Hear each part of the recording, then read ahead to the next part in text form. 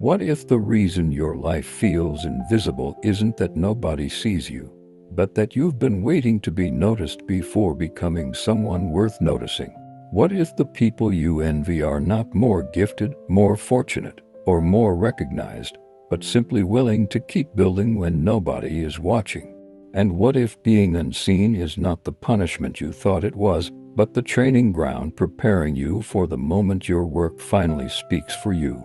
Stay with this story because the answer begins with someone who spent years believing nobody would ever notice him. His name was Daniel, and for most of his life, being overlooked had quietly become the way he measured his worth. Daniel was 28, a furniture apprentice who could repair almost anything, yet somehow remained the person everyone forgot to call. Every morning, he arrived before everyone else, unlocked the workshop, swept the floor, and prepared the tools nobody thanked him for preparing. By the time the others arrived, the work was already waiting, but Daniel had learned to disappear behind it. He wanted recognition so badly that every ignored effort felt like proof that his work and perhaps he himself did not matter. One afternoon, the workshop owner praised another apprentice for an idea Daniel had quietly developed, and Daniel said nothing.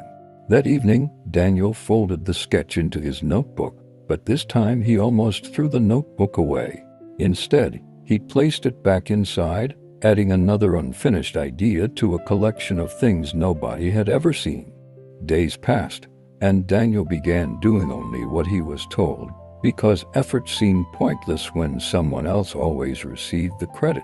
He told himself that recognition was shallow, but every time someone else succeeded, something inside him tightened.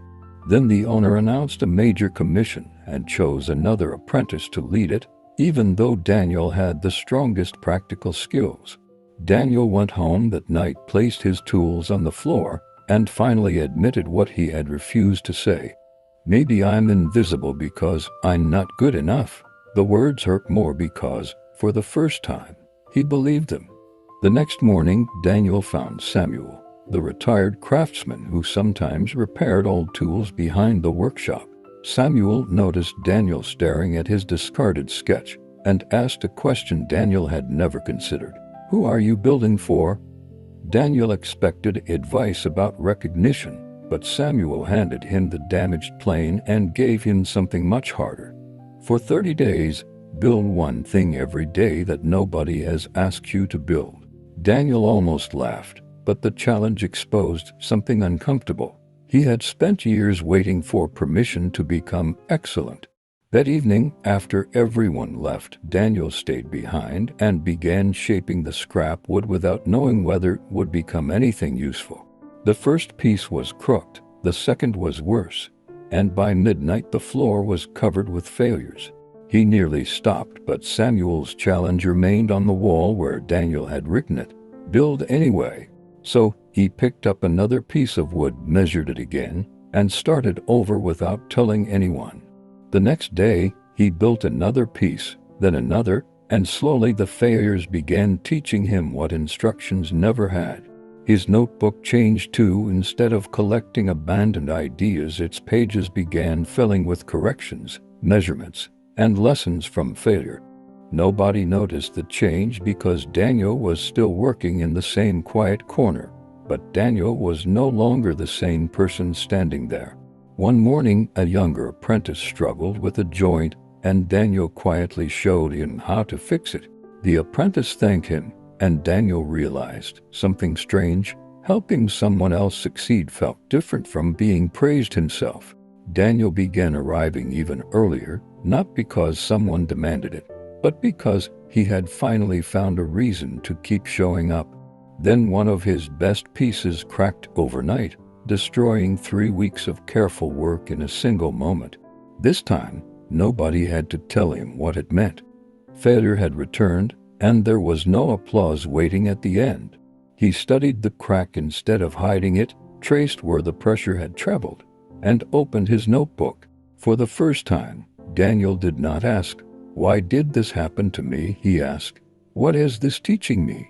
That question changed everything because failure stopped being evidence against him and became information he could use. Weeks later, the pieces he built were stronger, cleaner, and more thoughtful, even though almost nobody outside the workshop knew. The younger apprentice began helping Daniel test the designs, and together they discovered weaknesses Daniel would have missed alone. Daniel stopped protecting his work from criticism and started inviting it, because improvement mattered more than looking talented. Some evenings, Daniel could have gone home, but he stayed long enough to finish one more careful adjustment.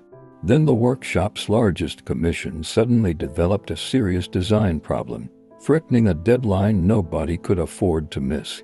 Everyone argued over solutions, but Daniel recognized the weakness immediately because he had spent months studying exactly that kind of failure. For once, Daniel did not wait to be invited. He stepped forward, explained the problem, and proposed a solution. The owner listened, tested Daniel's solution, and watched the structure hold where everyone expected it to fail. Nobody suddenly applauded Daniel into greatness. They simply began trusting him with problems they once gave to others. Daniel understood the difference. Recognition had finally arrived, but it was following responsibility rather than replacing it. Then came the largest test of all. Daniel was asked to lead a difficult commission that could determine the workshop's future. Visual. Daniel stands before the workshop. The old Daniel would have worried about proving himself, but this Daniel focused on the work that needed to be done. When the first design failed inspection, he did not defend it. He gathered the team and rebuilt the weak section. When exhaustion arrived, he stayed beside the younger apprentice, teaching them instead of carrying everything alone. And when the final piece was completed, Daniel stepped back without asking who would notice, because he already knew why he had built it. Samuel watched from the doorway and smiled because Daniel had finally become the man he had been trying to prove he was. The owner offered Daniel a permanent leadership role, but Daniel's greatest victory happened before he ever heard the offer.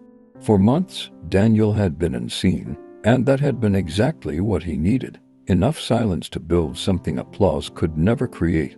The world eventually noticed him, but by then, being noticed was no longer the thing that made him believe he mattered. Sometimes being unseen is not rejection. It is the season where your character, discipline, and skill grow without applause. If you are in that quiet season now, remember Daniel, keep building, because the work nobody sees may be preparing the life everyone eventually sees.